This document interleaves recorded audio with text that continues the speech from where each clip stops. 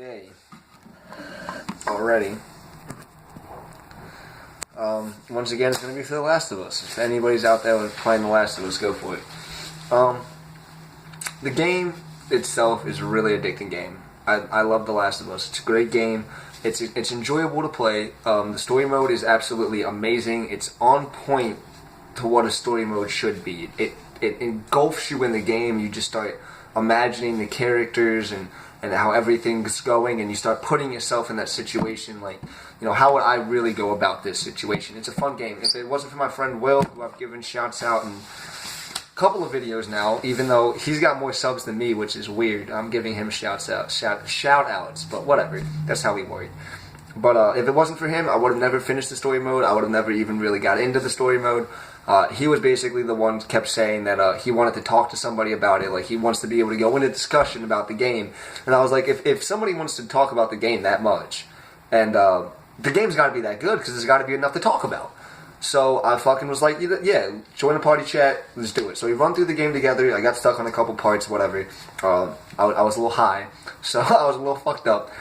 But I got through it, and it's amazing. And the DLC part to it, I can't remember what the DLC part is called. But if you get the game, you probably know what it is. It's the one with Ellie and your friend. I did not see some of the twists and turns coming in that. It's not nearly as engulfing as the actual story mode, but it is really good. It's really insightful to what was going on with like Ellie and her little friend, and the twist in that was amazing. I loved when I found out about it. I thought it made the game better. I'm not going to tell you guys, because just in case you haven't played the story mode, and in case you're thinking about getting the game, whatever. I do, however, want to talk about Last of Us 2 and shit, because I don't know about it. Haven't done too much on it yet. Haven't really looked it up, researched it. My friend Will is probably the person I talk to the most about stuff like this, and we both know it's coming out. It's going to be coming out whenever the fuck it comes out. But I want to talk about things that will make the story mode and the multiplayer better, without giving away the story mode from the original Last of Us. So we'll start with the story mode first. For Last of Us 2, there definitely needs to be some type of connection between the ending and the start of it. Like, maybe when you start up the game, it flashes the ending somewhat, the last, couple of parts of the game. So that if you didn't play it before Last of Us 2, or you just don't remember as much of it, you beat it a while ago, just don't remember as much of it, and you don't really want to run through it to start Last of Us 2, you don't really care, so that you at least know, oh, that's what happened, I remember now. And I think that gives the Last of Us community itself, Naughty Dog in general, a chance to make a really good game. I don't know how much they're going to pay attention to the multiplayer. I really don't. I really think they need to do a lot with it, though, because it did start getting attention. Smoke all up in the screen. I'm a fucking dickhead, but whatever. I smoke while I do videos. I'm a fucking gangster, bitch. So, besides that, there definitely needs to be some differences with the multiplayer. Definitely too much bullshit to go on. Burst rifle, shorty, shotgun, launcher, Bomb Expert 3. Gone or nerfed. Something. There needs to be something. And guns that I think need to be better. There's not really a gun that needs to be better. I think most guns have their ups and their downs. Even like the shotgun. If you're a shotgun and you're facing off against a hunting rifle team, you're probably gonna get obliterated for most of it. But if you're in war for something, and you're in one of these smaller, maps where there's going to be more ducking behind cover, popping out, shooting somebody, you can come around kind of swiftly, kind of sneakily, come around your corner. He's going to see you come around, and he's going to pop up to shoot you. Kind of crouch around it, then sprint at him real quick, and just get yourself within that 5 to 7 feet, visual-wise. And as soon as he pops out to shoot you with whatever weapon he has, you pull that shotgun and it's done. It's over. Alright, I've used a shotgun myself. It's too easy. far too easy to do shit with the shotgun. Like, I don't do very many comebacks because I panic sometimes when I start making comebacks. Like, it'll be like 1 on 14, and then all of a sudden it's like, 1 on 8, and I'm like, holy shit, I'm doing it. And then it's like 1 on 5, and I'm like, holy fuck, I'm about to make this comeback. And then I get hit with a Molotov, and that ends my life.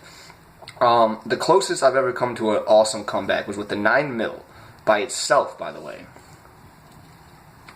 9mm only. It was like me and some guy on like a 1 on 14 or something, and it ended up being like me against their last 3. I did all the work. The other guy just died in like 2 seconds, but I did most of the work. And at the very end of the game, I got hit with like a smoke bomb, a bomb, and a molly. The smoke, I was like 5 feet out of the radius. It still caught me. The bomb kind of missed. It did some damage, and the molly finished me off. That was probably my closest thing to a good comeback. I've had a couple other ones where I was really close on really far ones. It seems like if it's me versus 20, I have a better chance, because if it's me on like 2, I assume it's too easy. I'm like, oh, this is gonna be so simple, and then so for the new people, for up and comers into the game, first things first, take it slow. Don't try to just rush out there, and watch your team. There's a map with, your team. You can see your team. You can see the outline of your team on the screen. When you're playing the game, you can see where your teammates are. Watch them. And that's a very important thing, because when I actually try and I actually watch my team and when we play, we usually don't lose, and I usually don't do too bad unless I am not really trying. I'm like smoking in between, and I go like 1 in 10. Besides the point. I suck when I want to suck, and I'm pretty decent when I go try hard. I'm not too bad. But, I do think that the tryhards in Last of Us need a little bit of a diss to them real quick, because you people are fucking ridiculous. Like my friend Will, and my friend Brave's friend usually run a 3-team kind of thing. Sometimes we have this guy Castro. By the way, Castro, if you watch this video, I'm fucking you up when I see you in Cali, bro. I'm beating your ass down. It's on video with throwing hands immediately. I'm knocking your ass out. That's it. End of discussion. You're fucking dead. You're not gonna make it out. I'm gonna fucking break your neck, and I'm gonna deport you back to Mexico, bitch. That's what the fuck you get. We run a team pretty much, and we're pretty good. We don't lose that oftenly. We went at one point. Will, comment below if I'm wrong here, but it was a 30 to 40 or so game winning streak before we actually lost the game. And it was ridiculous, because it started out with like easy people with the first like 3 or 4 wins, and then we started getting tryhards because people started leaving the lobby, and it's us versus level 500 and 600s and 800s, and we're just wrecking them because we play as a team. But it's not like a team like most people play, where it's us 4 versus you. That's not how we do it. It's us versus you individually. We don't like that whole run as a team. We don't do that. We communicate enough where we know what's going on. Like, most of the time we do good, it's because we're not communicating. We're talking about random shit. We're talking about The Last of Us in general. We're talking about fucking bitches. We're talking about raping kids.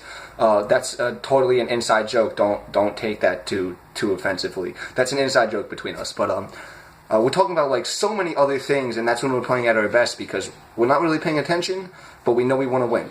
And that's the thing. We love to win. And so when we do lose, it gets kind of bad. That's when we get into fights with people. And that's another thing with Last of Us. There needs to be some more respect between the Last of Us community. If you suck, then you suck. Plain and simple.